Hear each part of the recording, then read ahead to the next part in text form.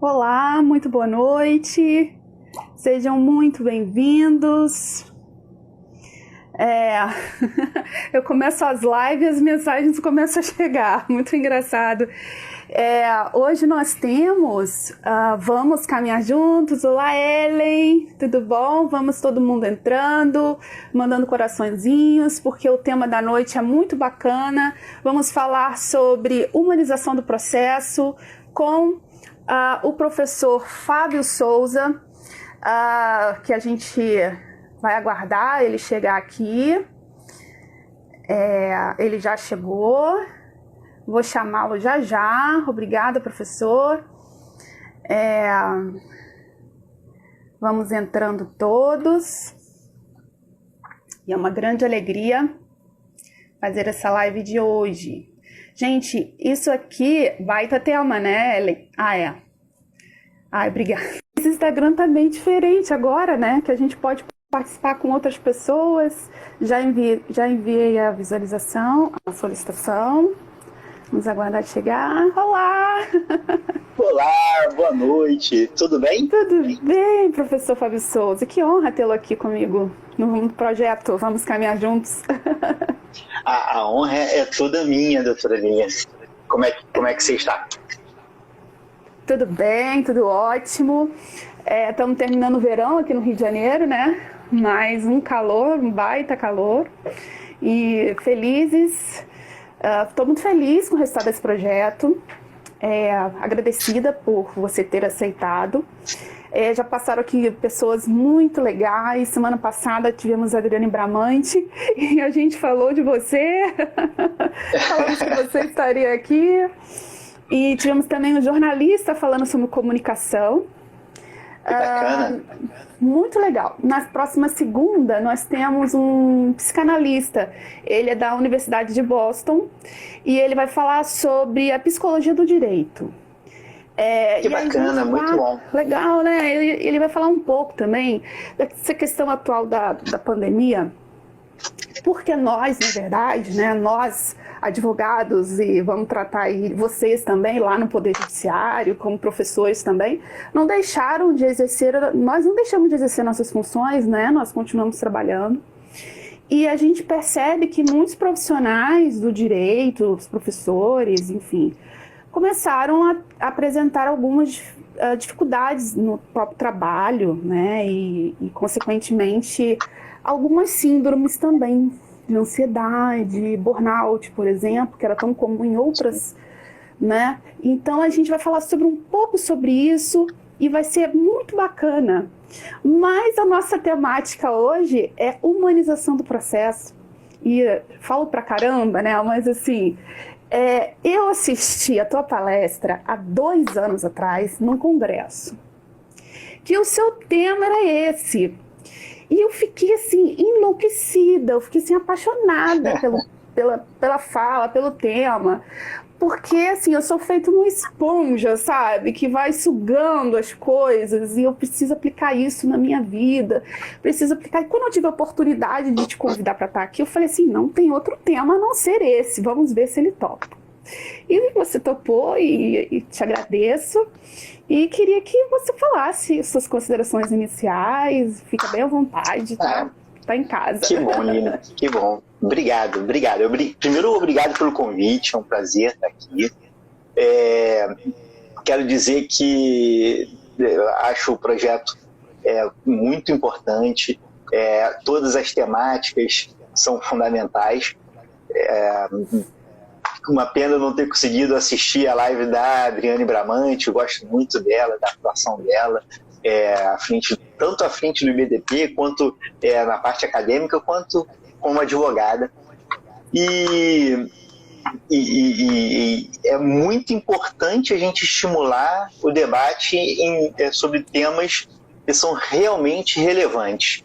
A gente vê, e um dos reflexos da pandemia é que a gente está mais conectado, né? A gente está mais online, porque o trabalho acabou migrando para as plataformas digitais, só que em meio às plataformas digitais a gente encontra uma quantidade muito grande de informações E se no passado, na minha infância, na minha adolescência, no início da fase adulta, o grande desafio era obter informações, hoje o maior desafio é filtrar as informações, né? A gente obter, a gente vive uma crise que não é uma crise de falta de informação, a gente vive uma crise de excesso de informação, e a gente conseguir identificar qual informação é relevante, qual informação é verdadeira, qual informação realmente vai trazer algo de positivo para as nossas vidas, que é o grande desafio.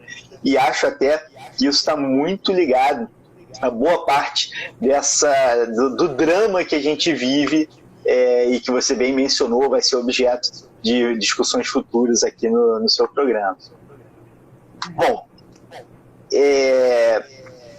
eu queria começar quando você chamou para... Eu adoro falar desse tema, humanização do processo, acho que é sensacional. Mas acho que não tem como começar a falar desse tema, humanização do processo, especialmente do processo previdenciário, sem lembrar de uma cena dramática ocorrida há poucos dias, em que um segurado foi a uma agência do INSS e ele estava ali com uma dinamite, né, em seu corpo, e estava ali no misto de revolta e de falta de perspectiva diante de uma demora absurda na análise do benefício, que demonstra um descaso e que traz ali uma necessidade de reflexão. De forma alguma se pode justificar um ato como o dele, né? Não estou justificando, está errado, não é assim que se resolve, porém é importante ver também o outro lado, não para justificar a atitude, mas para que a gente possa entender o que leva uma pessoa a adotar uma atitude tão radical a ponto de entrar com um colete de explosivo de dinamite dentro da agência do INSS. E aí talvez a resposta esteja numa falta de humanização dos procedimentos, do processo, aí no caso do processo administrativo, mas que não é diferente no processo judicial. Quando a gente está falando de previdência, a gente está falando de um campo do direito e da atuação do Estado de maneira mais ampla, que alcança o que há de mais relevante no indivíduo, porque você está garantindo uma vida digna à pessoa. A tutela previdenciária está diretamente relacionada à ideia de uma vida digna. Veja, você garantir um benefício por incapacidade, um benefício por idade avançada, a tutela da maternidade, são benefícios que querem proteger o indivíduo contra riscos sociais que realmente abalam a estrutura moral da pessoa. E quando você deixa de reconhecer naquelas pessoas alguém que é titular de direitos de cidadania, que é titular de direitos de consideração e de respeito, a gente vai retirando o caráter humano daquela pessoa no tratamento que a gente vai dando. E é muito fácil isso acontecer. Se você imagina um tratamento de massa, imagine só, vamos pensar aqui na pessoa que está trabalhando no INSS ou na Justiça, e você imagina o seguinte: tem um volume enorme de processos, um volume enorme de casos para serem analisados. A tendência dessa pessoa que vai analisar o caso a ir criando uma espécie de insensibilidade é muito grande, né? Você vai, diante dos casos que vão se avolumando, às vezes a gente vai perdendo a sensibilidade em relação ao drama pessoal que está por trás daquele processo. Uhum. E isso é algo muito grave, porque quando você começa a olhar para o processo e enxergar apenas um número a entrar numa estatística, seja para bater a meta estipulada por um órgão de controle, seja para garantir um adicional na remuneração, né, como acontece no INSS, que tem em algumas áreas remuneração por um número, a quantidade de processos quando se bate a meta, ou no judiciário, quando você tem, aí não tem esse sistema da remuneração, mas tem a pressão da estatística por produtividade, né, porque a avaliação está ali.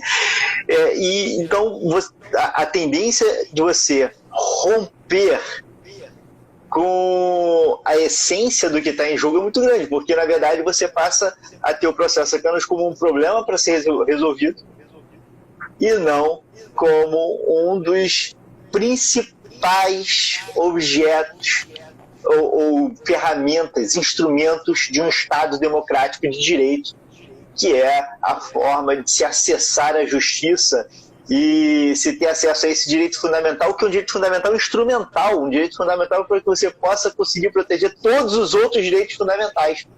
E esse é o ponto central. É muito importante que a gente tenha todos os atores processuais comprometidos com a ideia da humanização desse processo.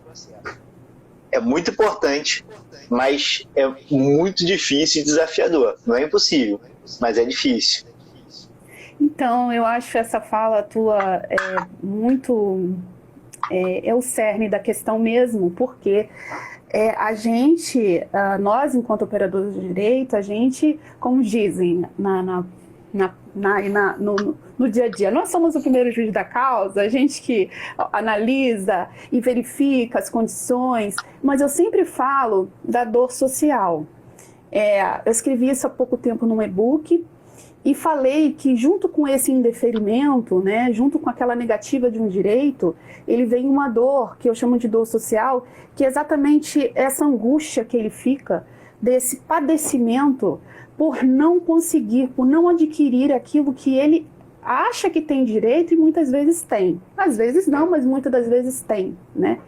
E acaba, como o fato que você acabou de contar, num ato de desespero, talvez, um ato roupante de um desespero, comete-se um ato ilegal, né?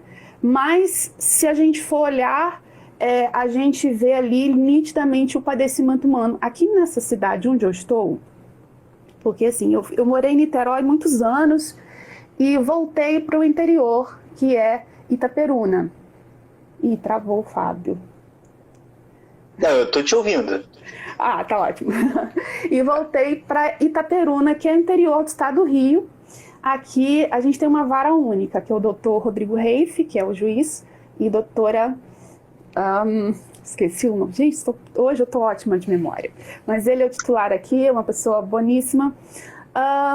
E a gente tem uma história aqui nessa cidade, triste demais, de uma segurada que foi fazer uma perícia médica e ela tinha problemas psiquiátricos e ela vinha de uma sequência de negativas e ela levou uma garrafa de álcool e ela tacou fogo no corpo e ela morreu na sala de perícia. Então, eu analiso esses fatos, né? Imagino esse perito como não ficou, né? Abaladíssimo, lógico. E assim, é um fato histórico aqui da cidade, todo mundo sabe desse acontecimento.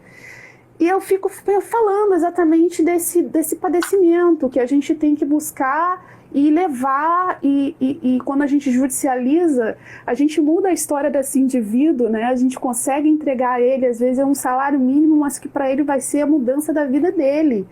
E quanta coisa, o mínimo existencial é visto ali, a comida chega, a educação volta, então a gente tem aí a efetivação de fato da democracia através da instrumentalização do processo, da efetivação da tutela jurisdicional. É verdade.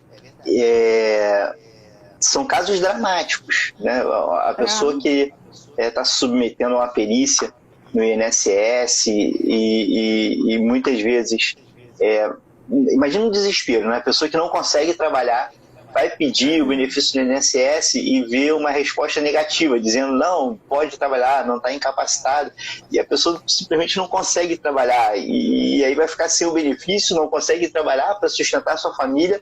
É uma situação desesperadora. E quando você transfere isso para o judiciário, muitas vezes você acaba encontrando também uma resposta fria para esse tipo de questionamento. E aí é muito importante que a gente consiga transferir esse grau de humanização para as relações processuais. Mas antes, deixa eu só fazer um comentário. O doutor Rodrigo Reif, pessoa de quem gosto muito, sempre muito presente na magistratura, então fica aqui o meu abraço para ele. E eu gosto muito de Itaperuna. Na verdade, a família da minha esposa é de um município próximo aí, é Santo Antônio de Pádua, né? Bem pertinho. Então, e Pádua tem muita ligação com Itaperuna, porque Itaperuna acaba sendo um centro ali, né, do noroeste fluminense. Então, vários serviços acabam tendo que ter algum contato com Itaperuna. E muitos amigos aí. Principalmente a parte médica, porque a gente tem um hospital muito bom aqui, referência, né, nacional, de transplante. O São José do Havaí, não é isso? São José do Havaí. Foi um dos primeiros hospitais, acho que do Brasil, a fazer transplante. Então, na época nós tínhamos aqui o saudoso Dr. Renan, que já não está mais aqui, mas era uma referência, né, da medicina no Brasil, e esse hospital realmente é ótimo e é referência mesmo. As pessoas vêm do Brasil todo para cá para se tratar, enfim. Muito bom.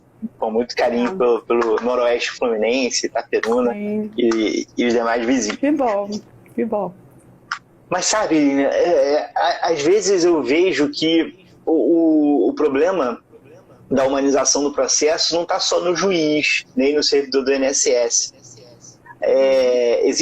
Tem uma outra figura que é muito importante e tem uma responsabilidade muito grande nisso, que é o advogado. E aí vem um ponto que me parece fundamental. Muitas vezes o advogado reclama que o juiz é frio, que o juiz é insensível, mas aí você vai ver a forma de atuar desse advogado e ele não contribui também para a humanização, né? Ele também trata aquele caso só como mais um caso.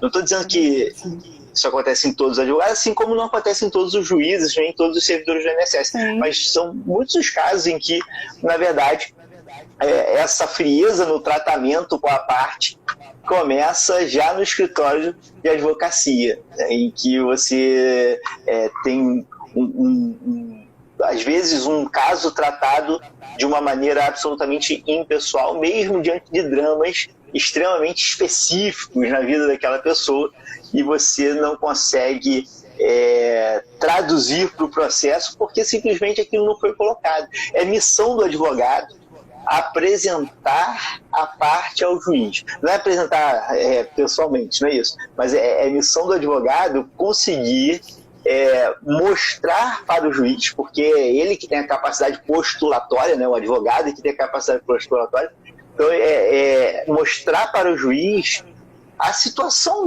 da pessoa.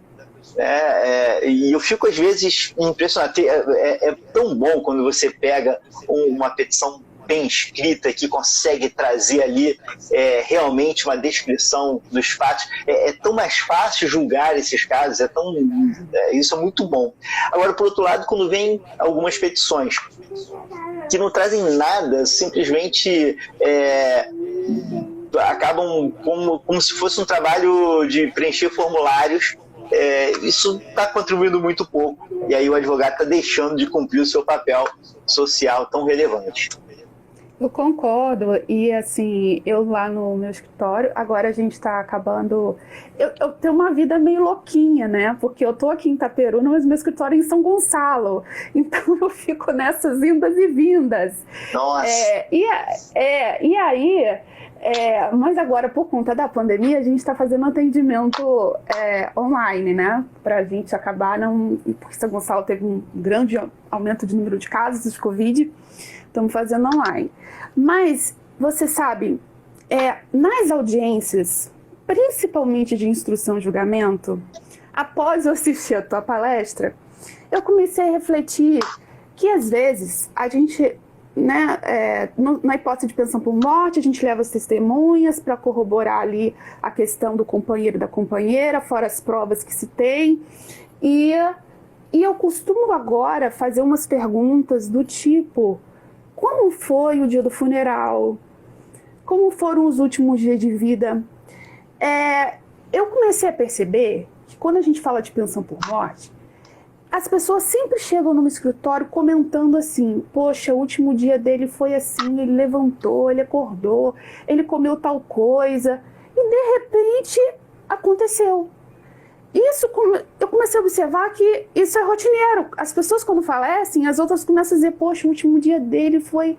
Poxa, estava tudo ótimo, e de repente... O que acontece? Eu costumo tentar trazer a cena de vida dele, ou do último dia de vida dele, do dia do funeral, do dia do enterro, do dia do sepultamento, né? Enterro, sepultamento, para que as testemunhas também falem sobre isso, porque eu acho que dessa forma a gente consegue fazer com que essa parte ela seja mais participativa, ela fale mais, ela consegue ser mais natural, porque está na frente do juiz, às vezes está nervoso, está nervosa, está naquela situação, foi indeferido o benefício, será que eu vou conseguir, será que não vou?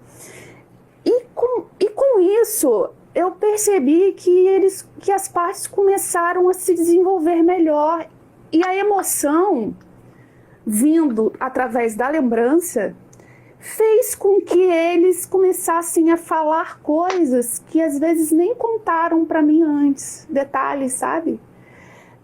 Igualmente as testemunhas. Então, porque como a morte é uma coisa tão marcante e marca dentro de nós, no coração e no cérebro, né, tem situações que a gente não esquece mesmo. Então, eu faço questão de levar essa matéria, essas perguntas, mesmo que mais doloridas que sejam, porque eu sei que através dessa emoção a verdade vai vir à tona e o magistrado vai ter a convicção e a certeza daquilo ali ser verdade, né? Daquilo ali ser verdade. E às vezes a gente consegue uma sentença de audiência. Então, de tão verossímil que é tudo aquilo ali que está se passando, né? Então, eu comecei a executar isso através de ouvir e pensar um pouco mais sobre a humanização. Eu falei: poxa, mas será que você está sendo humana, lembrando tanto do último dia daquela pessoa que ela amava e tal? Mas será que isso é tão humano assim? Discutível. Mas eu percebi que isso trazia nas emoções a verdade, assim, real, né? Quando a gente falava no processo penal, para os autos, e a convicção. E assim eu tenho feito, e assim eu tenho achado interessante. Não sei o que você acha, mas Não, eu acho uma estratégia muito interessante. Veja, ainda tem um outro dado assim que é importante. Existe eu costumo chamar de efeito Instagram ou efeito Facebook, que todos nós guardamos alguma curiosidade sobre a vida de outra pessoa, né? Isso que faz as redes sociais terem tanto sucesso, e os juízes não são diferentes disso. Numa situação em que você está buscando provar o direito a um benefício, uma coisa é você se limitar a falar o seguinte: de acordo com o artigo 74 da Lei 8.213, a pensão é devida, né? Aquilo ali o juiz está ouvindo e vendo, em absolutamente todos os processos sobre aquele tema. Deus. Agora, a peculiaridade do caso é o que chama atenção. Você conseguir destacar aquele caso. Eu já vi, Lilian, sustentações orais trazidas com essa emoção que você colocou, mudar resultado de julgamento no TRF, na turma recursal, por força da atuação do advogado que foi capaz de mostrar ali uma leitura dos fatos, claro, sempre de acordo com as provas, né? Mas é porque tem situações, somente união estável, tem situações que são extremamente limítrofes, né? Eu costumo dizer que, assim, às vezes, se você perguntar para a pessoa, ela não sabe, né? Não tem essas situações que você pergunta assim, qual é o seu estado civil? Aí a pessoa fica assim, ele era assim, você era companheiro ou namorado? A pessoa, não sei, situação meio enrolada. Então, às vezes, nem a pessoa sabe. Imagina um terceiro julgar se existia ou não existia união estável. Então, tem situações muito limítrofes ali. E nessas situações limítrofes, em que a prova está ainda um pouco assim, você conseguir trazer essa emoção é muito importante, porque às vezes a verdade vai vir dali mesmo. Vai vir dali.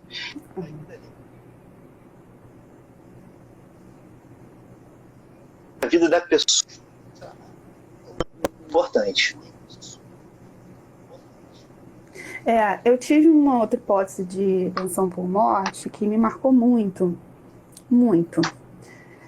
Porque eu fui indicada eu fiz uma aposentadoria na época por invalidez de um rapaz, ele era psiquiátrico.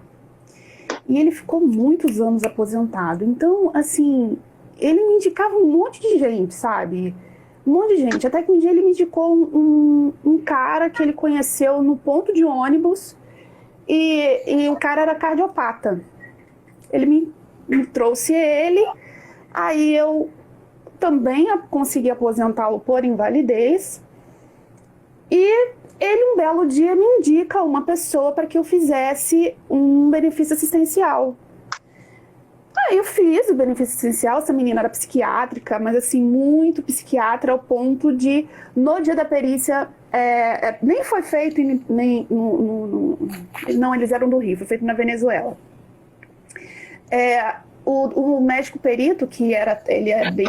Para quem está assistindo a gente não é do Rio, Venezuela é Avenida Venezuela. Onde é o fogo da Justiça Federal, né? Ele é do Rio, foi feito pela Venezuela. É verdade. Avenida Venezuela, isso mesmo, onde fica o foro central lá da Justiça Federal. Aí, esse psiquiatra, ele é até realmente muito exigente, sabe? Quando eu vi que era ele, eu falei, nossa, será? Mas assim, tinha certeza que passaria porque ela era realmente muito doente, ao ponto dele dizer o seguinte, ela não tem condições de exercer os atos da vida civil, tem que interditar. Tive que pedir a suspensão processual, fui para a estadual, interditei, voltamos, conseguimos o benefício, tudo certo. Ela começou a receber e aí eu descobri que esse rapaz que me indicou tinha um filho com essa moça e eles eram vizinhos, um morava de frente para o outro. Aí eu falei, poxa, que legal, e como é que é o trato dele com o menino? Não, é ótimo e tal, tem uma super relação, super pai, ele supre a necessidade dessa mãe psiquiátrica, ela queimava o corpo, ela fazia várias coisas terríveis. Até que um dia, esse pai tem um infarto. Eles moravam numa comunidade carente do Rio de Janeiro e começou a ter vários tiros, ele se assustou com um tiro e ele infartou, morreu fulminantemente. E aí me veio agora a pensão por morte pro menino, pro filho. Então, assim, eu fiz a aposentadoria, eu fiz o benefício essencial, eu fiz a curatela. Então, assim, eu já estava cheia de emoção ali, cuidando daquele grupo familiar. E eu lembro quando eu fui fazer a inicial, porque o benefício foi indeferido, eu relatei essa história.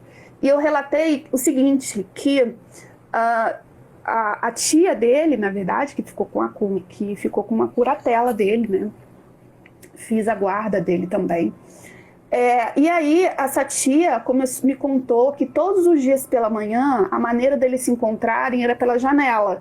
Então, num certo horário da manhã, o pai ia para a janela da frente e o filho ficava na janela e os dois davam um tchau um para o outro, davam um beijo um para o outro, davam um abraço um para o outro e depois ele se viu, mas isso era todos os dias. E aí, nessa petição, eu contei toda a história e no final eu disse que hoje a gente não tem mais o pai do outro lado dando adeus, a gente só tem um menino na janela esperando o olhar do pai que não mais visto. Então, eu quando terminei essa petição, juro pra você, eu chorava. Eu tava acabada, porque assim, eu tava em frangalhos. Eu falei, meu Deus, mas que vida esse menino que viu a mãe crescer, se queimando, vendo a mãe crescer louca pela rua, sendo internada em hospitais psiquiátricos. Um pai que sempre foi presente, mas muito doente. E viviam naquele padecimento, naquela miserabilidade ali, naquela comunidade carente, onde era carente de tudo. Mas de amor ele não tinha carência do pai. E era a pessoa que ele se acalentava, né? E agora ele não tinha mais. Então, como uma autarquia nega um benefício friamente dessa forma? Mas eu fiz questão de contar ludicamente essa história na minha petição. Eu tenho certeza que quem leu se tocou, porque não tinha como não, sabe? A gente ganhou, lógico, saiu, foi muito rápido esse processo, bem rápido, aliás. E já estamos recebendo benefício e tal. Lilian, isso é muito importante, assim, trazer um pouco da vida da pessoa, né? É curioso. Que história bacana essa que você contou, assim, triste, mas como mostra a importância de se trazer ali essa relação humanizada no processo, né? Veja, às vezes eu pego alguns casos de benefícios por incapacidade e é muito diferente quando você, na hora que você vai tratar do benefício por incapacidade, você lê ali que o que a pessoa fazia, como era a vida dessa pessoa. Assim, não é só um segurado da Previdência que fez uma perícia e deu negativo, mas deveria dar positivo. Não, é uma pessoa que é segurada da Previdência, mas também é um trabalhador, mas também é um pai de família, ou uma mãe. É uma pessoa que está ali vivendo vários dramas por conta daquela incapacidade, né? Tudo isso ser colocado no processo é muito importante. Mas a gente tem uma tendência, uma tendência de construir peças jurídicas frias, né? Como se isso fosse o técnico. Uma coisa que eu sempre falo é o seguinte: se você vê uma petição, quantas vezes você escreve o nome do seu cliente na petição? A imensa maioria das petições você escreve uma vez o nome do cliente, lá na qualificação. Depois ele vira autor, recorrente, reclamante, enfim. E você deixou de falar, enquanto o nome é uma das coisas que mais pessoaliza as relações, né? Você vê, se você desce aí na portaria do seu escritório, né, do prédio onde fica o seu escritório, ou não sei se é prédio, não sei como é que é, mas imagina ali.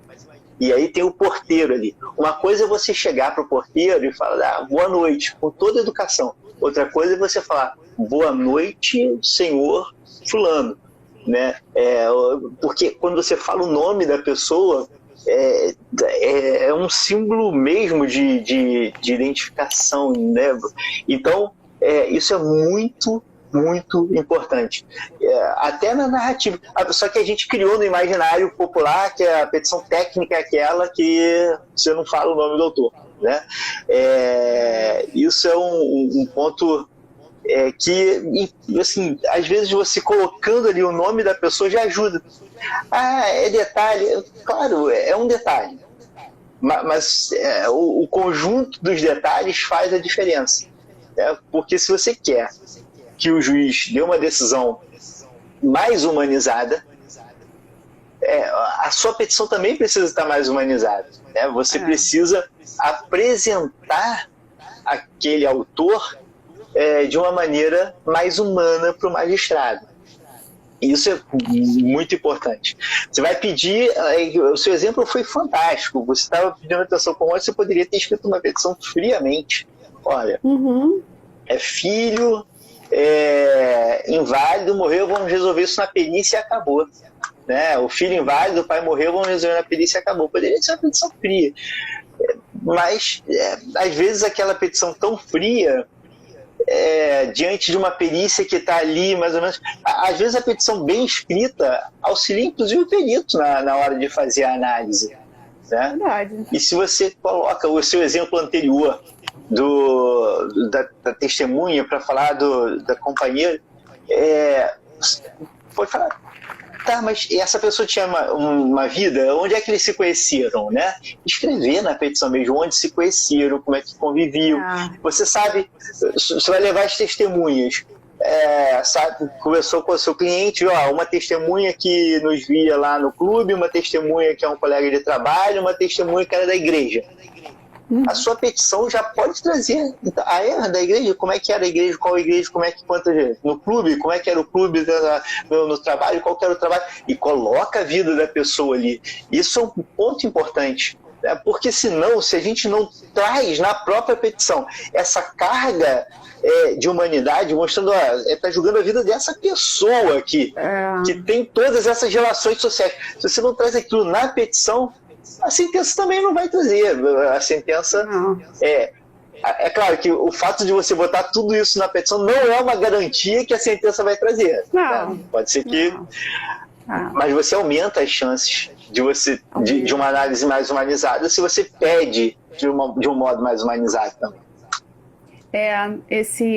Teve um caso de pensão por morte também, que era um homem, né, eles viviam em união estável, mas aí no primeiro momento ela falou, não tem provas, eu não tenho nada. Mas como não tem nada? Não, porque ele era escritor. Como é que vocês se conheceram? Você falou isso, eu lembrei. E eu coloquei isso na petição. Como eles se conheceram? Numa livraria, porque ela trabalhava numa livraria, ela vendia livros na livraria, e ele era escritor.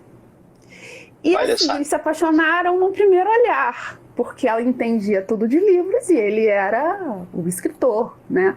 Mas ele não escrevia os livros no nome dele, ele tinha um codinome. E aí eu falei assim, caramba, tinha um codinome. Tá, mas vem cá, ele fazia declaração, porque assim, quando alguém escreve um livro, ele dedica a alguém, ele agradece a alguém. Tem algum agradecimento para você? Tem. Tem dedicatória para você? Tem. Então o codinome está resolvido, porque, poxa, alguém que faz uma dedicatória carinhosa, cheia de amor, para alguém, é alguém muito especial, né? Então a gente foi por esse caminho. E um negócio muito interessante é que na clínica veterinária eles tinham um cachorrinho, e na caderneta de vacinação do cachorro e nos documentos da clínica, o nome dos pais do cachorro, donos do cachorro, era o casal, com o nome dele e o nome dela. Então, para vocês perceberem todo esse conjunto que a gente vai fazendo das provas, ouvindo, né?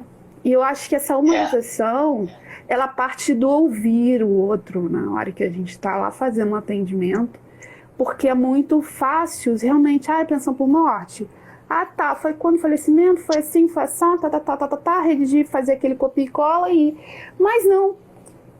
A gente conseguiu provar por A mais B que era um amor avassalador, que era uma união estável linda, que era um casal perfeito, uma pena que morreu tão jovem, mas deixou uma mulher muito apaixonada ainda, né? Gostando muito e tendo um amor muito grande por aquele escritor que tinha um codinome. Então, assim, essas coisas eu acho que são super importantes, né? E a gente esquece de relatar, né? De falar. E eu queria te fazer uma pergunta, até com relação à situação que a gente está passando agora, do estado pandêmico. Então, as nossas audiências estão todas virtuais, né? Você acha que a audiência desse modo, ele tira essa humanização, ele retira um pouco dessa sensibilidade? Em alguns aspectos, sim, mas não totalmente. Uhum. Tem um lado da emoção que fica mais distante quando se faz uma audiência por videoconferência. Isso claramente. Uhum. Basta imaginar o seguinte, né? Se você uma coisa é uma conversa como essa que a gente está tendo, assim. Outra coisa é uma conversa que se tem pessoalmente. Então, perde um pouco, não tenho dúvidas, tá? Uhum. Mas eu tô longe de ser um crítico, assim, da audiência usando os meios de teleconferência, os meios eletrônicos. Pelo contrário, porque muitas vezes acaba viabilizando ali a oitiva de testemunhas que antes não poderiam estar ali. Se você tivesse, por exemplo, que delegar por carta precatória, na verdade o outro juiz iria ouvir, ia passar aquilo só ao vídeo. Então, assim, menos mal que você tenha essa possibilidade de fazer por videoconferência, o próprio juiz está ali ouvindo. Agora, ao mesmo tempo, várias vezes, e eu acho que a gente tem se acostumado, sabe, Lilian? A gente tem se acostumado cada vez mais a utilizar essas ferramentas. E a pandemia, se por um lado atrapalha um pouco as audiências presenciais, por outro, fez com que a gente inserisse na nossa vida de uma maneira tão forte essas novas plataformas que às vezes que eram desconhecidas de muitas pessoas antes da pandemia, mas hoje passa-se um canal importante de comunicação, que pode não ser perfeito, da mesma forma que tem outros problemas que na audiência presencial você enfrentaria e que não tem na virtual. Então, num balanço, eu acho positivo, eu não acho negativo. Eu acho positivo. Uhum. Eu fiz uma audiência de custódia aqui em Itaperuna. Aqui não tem Defensoria Pública da União, né? Aí eu fui lá, quero ser dativa. E fui lá. Aí eles falaram assim, só tem vaga no criminal. Eu falei, gente, mas no criminal não tem ninguém. Carente mesmo, né, de dativos no criminal. Aí lá vai eu. E o legal, o bom, é que começou a cair para mim crimes previdenciários. E teve aqui uma fraude enorme, inclusive em Santo Antônio de Pádua, de um servidor. Foram quase 200 inquéritos, foram quase 200 benefícios fraudados. Foi um absurdo. Em Bom Jesus também teve, há pouco tempo, recentemente, que é uma cidade próxima aqui, né, divisa com o Espírito Santo. Mas Bom Jesus ainda é Rio de Janeiro.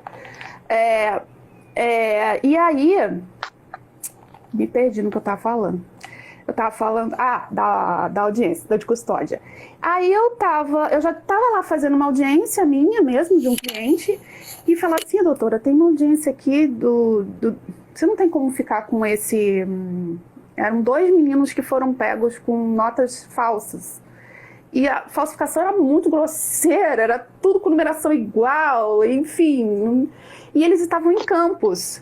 E foi por videoconferência. E foi a minha primeira vez que eu fiz por videoconferência. Eu achei muito interessante a experiência. Então, assim, conversei com a minha colega Ana Paula Frossá, doutora querida advogada aqui de Itaperuna, conversou com outro, foi com o doutor Rodrigo Reife. E como ele é um juiz humano, isso eu preciso falar aqui, já que conhece ele e tudo, a audiência com ele é uma conversa, não é uma audiência, é uma conversa, onde ele deixa que a parte seja realmente autora, partícipe daquilo, sabe? Seja o ator principal daquilo que está acontecendo ali. Aprendi muito com ele. E nessa audiência... O Rodrigo é nota 10. Não é? Ele é maravilhoso. Então, ele nessa audiência de custódia, conversamos e tal. Depois a família acabou constituindo patrono, pelo menos pro meu cliente, o outro eu não sei o que aconteceu.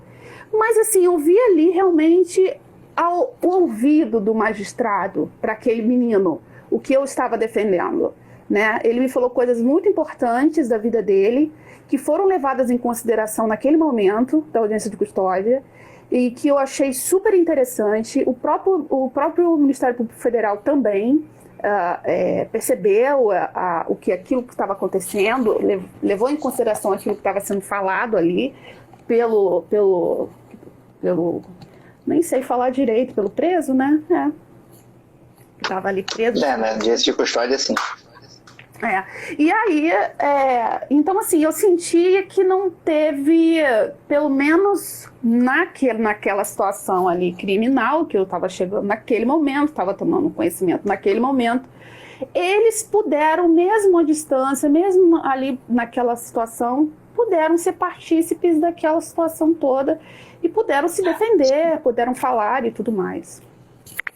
Eu acho que sim, eu divido assim, os atos em dois tipos, né? Naqueles atos do advogado e o ato em que é da parte, propriamente.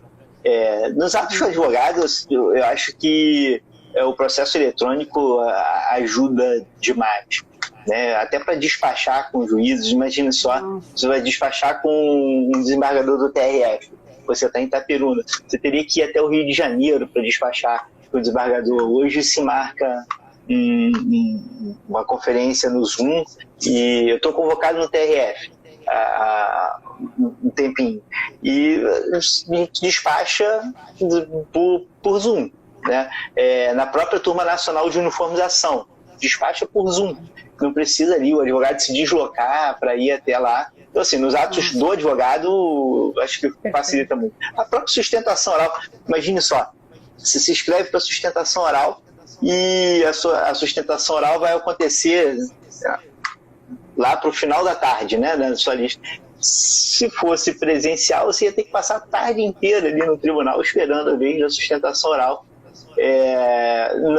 Na sessão virtual, você consegue estar no seu escritório trabalhando atento, quando for chamado faz a sustentação, mas você está ali até chegar o momento você está envolvido em outras atividades. Então, não tenho dúvida. No caso em que é para o juiz ouvir a parte, ou ouvir testemunhas, aí é um pouco diferente. Aí tem algumas desvantagens, não tem como a gente dizer que não tem.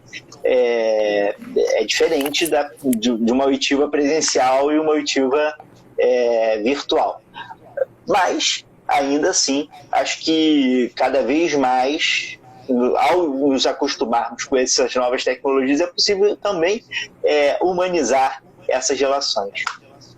Mas sabe, Lilian, eu queria dizer uma coisa ainda sobre essa questão da humanização. Isso não é um problema específico do Brasil, né? Tem um filme fantástico que é Daniel Blake. Não sei se você já assistiu. Esse filme, Daniel Blake, conta o drama de um trabalhador na Inglaterra para conseguir um benefício por incapacidade ou um seguro-desemprego. Aí tem uma confusão lá, não vou dar spoiler, mas assim, mas mostra a frieza do sistema também. É uma crítica, é um filme que vale a pena, o advogado previdencialista vale a pena assistir. Daniel Blake. Porque a grande questão a gente não pode deixar o volume, a demanda de massa, tirar a pessoalidade e o caráter humano daquela relação jurídica que está sendo colocada em julgamento. Esse é o grande desafio. Então você tem um escritório em que você tem o advogado está cuidando daquele caso, isso é uma coisa. Aí você pega um escritório que tem um volume enorme de processos, a tendência desse escritório também é desumanizar aquela relação processual. Enquanto, na verdade, o grande desafio é você conseguir criar estratégias para, mesmo atendendo um volume grande de pessoas, você conseguir ali manter esse caráter humano. Não é uma tarefa fácil, mas é uma tarefa que eu diria um desafio hoje de alguns setores da economia também, né? Você conseguir dar um tratamento customizado, específico, mas ao mesmo tempo mantendo o volume que é importante também para a receita do escritório, enfim, ou para a receita dos negócios em geral. Estão perguntando se que tem na Netflix o filme. Eu acho que tem. Eu acho que tem na Netflix, sim. Tá? Aqui, ó, a doutora Liana tá aqui. Um abraço pra doutora Liana. Tá sempre com a gente. Legal, bacana. Tem muita gente bacana aqui, ó, assistindo. Muito legal. Eu acho bacana que as pessoas se interessam, né, por essa temática.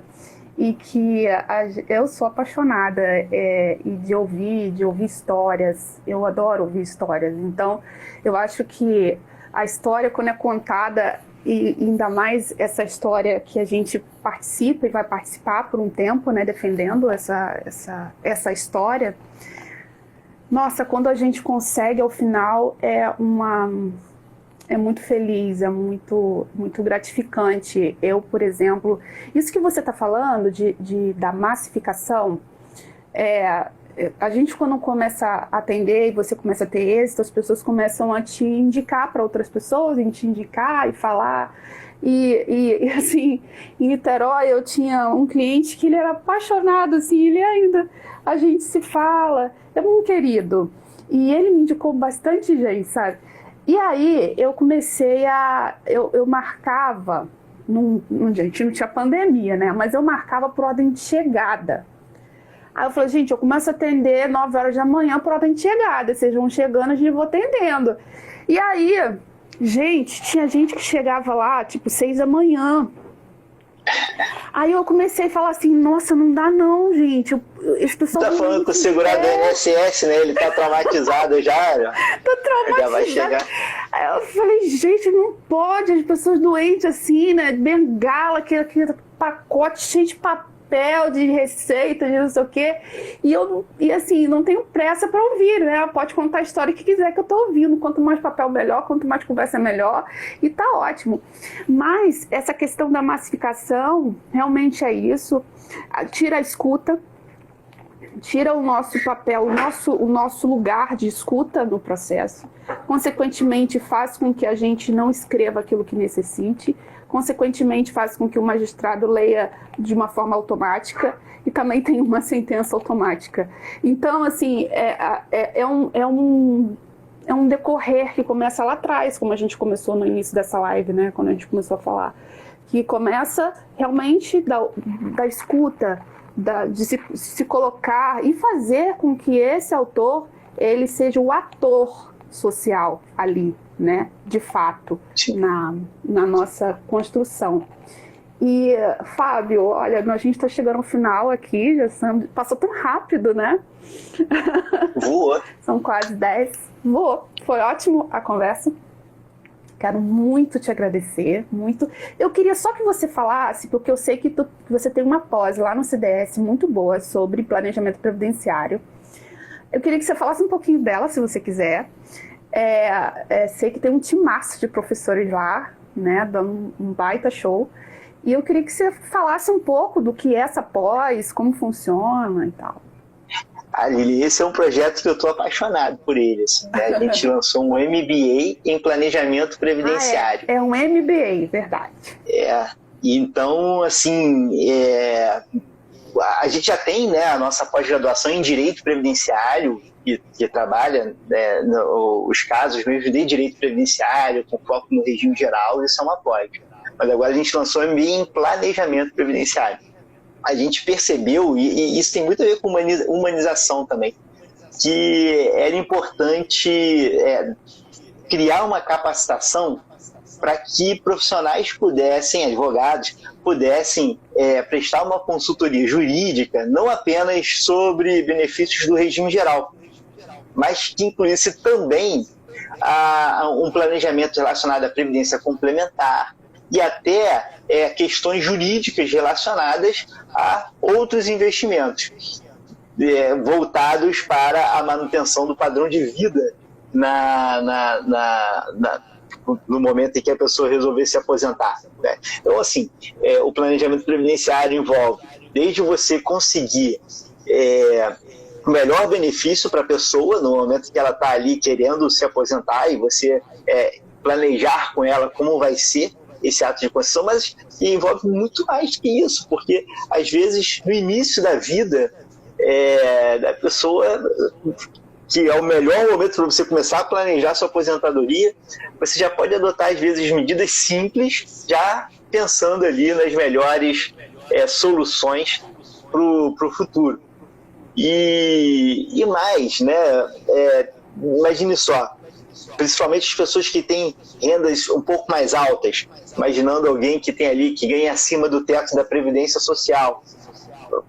Ficar só com o INSS muitas vezes não vai garantir para ele uma vida confortável lá na frente, vai colocar a família em risco.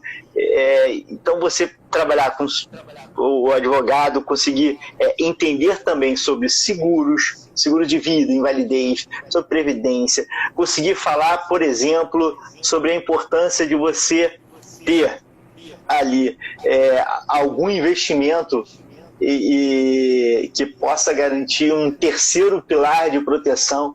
Então, tudo isso a gente conversa na pós e vai tratando assim, de como o advogado pode analisar cada uma dessas etapas do planejamento. Então, tá muito bacana, tá muito legal.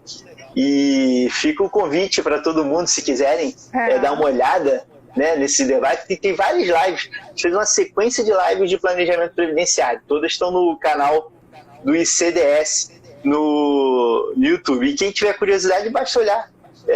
Eu tenho um site que MBA Planejamento Previdenciário. Se botar no Google MBA Planejamento Previdenciário, vai aparecer lá o sitezinho e vale a pena dar uma olhada. A Adriane Bramante, que esteve aqui, é a professora também lá do MBA. Baita pessoa, maravilhosa. Ela, semana passada, foi super emocionante. Mas só para finalizar, você está falando, eu assisti algumas lives, super interessante, muito mesmo, a ementa perfeita e bem diversificada, né? Assim, achei muito bacana. Tem gente aqui que tá falando que tá fazendo, tá amando também. Então, assim, bem legal. E a Adriane, semana passada, a gente finalizou a live dela de uma maneira muito emocionante, que nem eu imaginava que a gente ia terminar daquele jeito, porque eu acabei perguntando para ela como ela começou na carreira, porque esse projeto se chama Vamos Caminhar Juntos. Eu falei, poxa, a gente está na Semana da Mulher, eu queria muito saber como... Eu tinha essa curiosidade de saber como essa mulher forte, guerreira, valente, que dá conta de tudo e sempre tem posicionamentos íntegros e leais e legais. Como que ela chegou nesse momento, né? E ela contou um pouco. Tá lá na live dela, tá aqui no meu Instagram. Quem quiser, tá no finalzinho. E foi muito emocionante ela contar o começo dessa caminhada, sabe? E todo mundo tem uma história, a gente tá falando de história aqui, né? Ela contou um pouco da dela e foi muito emocionante. E, Fábio, eu quero muito te agradecer. A sua generosidade, por ter aceito, por ter disponibilizado teu tempo, de estar aqui conversando sobre essa temática muito legal, que eu acho que faz toda a diferença na vida da sociedade.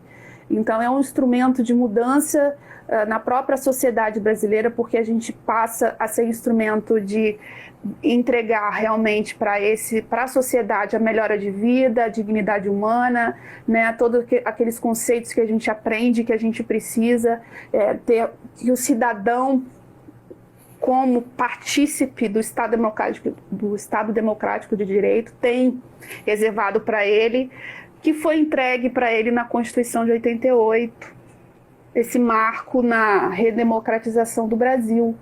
Então, acho que esse tema, ele deveria ser muito mais debatido, muito mais difundido, porque é através disso que a gente faz com que realmente haja uma mudança no comportamento das pessoas, né? Tanto do advogado como do ator social, do próprio autor, que passa a não ser mais um número somente, mas passa a ter um nome e um sobrenome. as histórias que envolvem. Então, assim, eu espero que tenha esse bate-papo aqui tenha acrescentado na vida profissional daqueles que estão nos ouvindo aqui. E parabéns para você na tua atuação como magistrado, como professor. E muito obrigada por essa noite tão agradável, por esse papo tão gostoso que tivemos aqui. Lilian, eu que agradeço a você, todo mundo que acompanhou, obrigado pelo convite, sempre às ordens. Muito obrigada, até a próxima. Gente, boa noite, um grande abraço para vocês. Tchau. Tchau, tchau.